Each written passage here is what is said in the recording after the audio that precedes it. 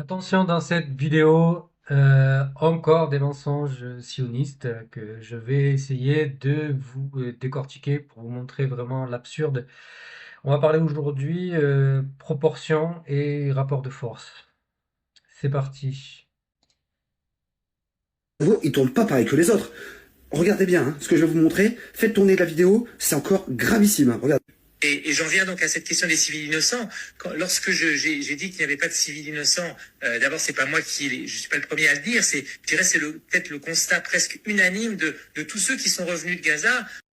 Voilà, alors déjà, premier mensonge, une manipulation politique évidente, c'est tous ceux qui sont revenus de Gaza le disent. On ne sait pas qui c'est, on ne sait pas à quelles études ça correspond.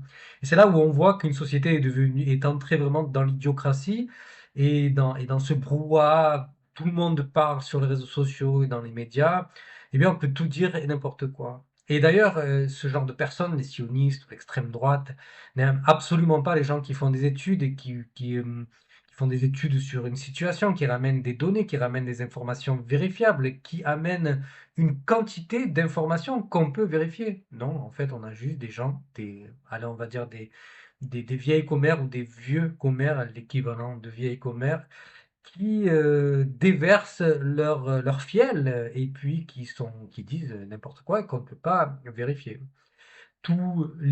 Par exemple, si on dit tous les Palestiniens font, tous les Français disent, tous les Chinois vont vous dire que, croyez-moi, ça veut pas dire grand-chose.